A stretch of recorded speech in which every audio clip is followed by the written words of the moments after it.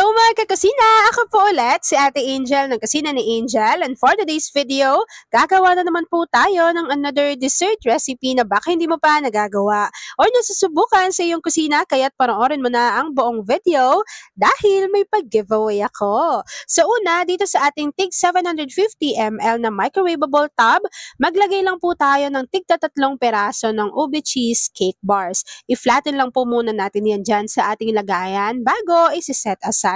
Sa isang kasirola, kakailanganin po natin dito ng isang sachet or 24 grams ng unflavored jelly powder.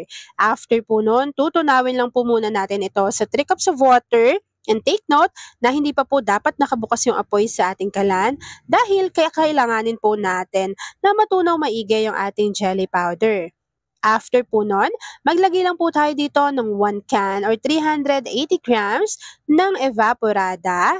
At maglalagay na rin po tayo dito ng 1 can or 380 grams ng kondensada. Haluin lang po muna natin ito ng maigi bago maglagay po ulit tayo or maglagay tayo dito ng half teaspoon ng vanilla essence or vanilla extract. Haluin lang natin ito ng maigi bago pwede na po nating buksan yung ating apoy sa ating kalan over medium to low heat dahil ayaw po natin na mabigla yung pagluto ng ating mixture dahil po magiging hindi maganda yung kanyang lasa. So habang hinahalo natin yan dyan mga kakusina, dahil magpapasko na at mahal kayo ni Ate Angel pati ni Gaslight, meron po tayong pag-giveaway. So dito po, alam nyo naman na matagal ko nang gamit itong aking kalan na Gaslight, which is 3 kulay na nga yung nagamit ko. Una, pula, nagkaroon ng yellow, and then itong ating puti. Dahil love ko yun ni Gaslight, meron po silang pag-giveaway. So paano nga ba mananalo dito sa ating pag-giveaway? Una, ilalike and follow nyo lang po yung Facebook page ni Gaslight. Itatag ko po sila para hindi kayo maligaw kung ano yung i-follow ninyo. Pangalawa, isi-share nyo po itong ating video. Kapag share nyo po yung video na ito, kailangan meron po tayong hashtags na nakalagay. Ilalagay nyo lang po hashtag Kusina ni Angel, magkakadikit po yun na maliliit, at hashtag Gaslight. Tapos kapag share nyo po ito, ilagay nyo na rin kung taga saan kayo nanonood.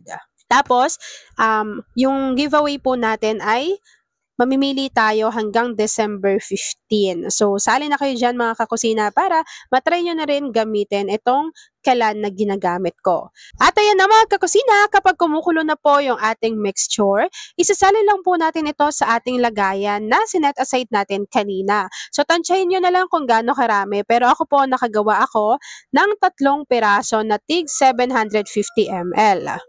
After po natin yan dyan maisalin, set aside lang muna natin ito bago gawin naman po natin yung kanyang pinakaibabaw. Para sa pinakaibabaw ng ating dessert recipe, kakailanganin po natin dito at least 1 cup ng all-purpose cream at maglalagay na rin tayo dito ng half cup nitong ube halaya. So lulutuin lang natin to sa pinakamahinang apoy hanggang sa makuha po natin yung ganitong consistency.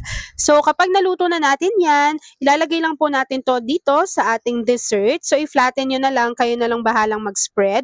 And then, palalamagin natin to bago ipapakita ko na sa inyo kung ano yung natapos nating easy dessert recipe. At ayun na nga mga kakusina, lumamig na or nag-set na yung ating recipe. Kaya naman this time, pwede na po natin tong i-enjoy. At ayan na mga kakusina, tapos na po ang ating creamy ube rough cake. Kung nagustuhan mo yung ating video, please like and share this video. At kung hindi ka pa nakakapag-subscribe sa ating YouTube channel na Kusina ni Angel, please click subscribe button, click mo na yung notification bell, click all para lagi kang updated sa bawat ina-upload kong mga videos. At ilagay mo na rin kung isa ka din sa dessert lover, say hi Angel sa ating comment box section. Yan lang mga kakusina. Thanks for watching and enjoy this video.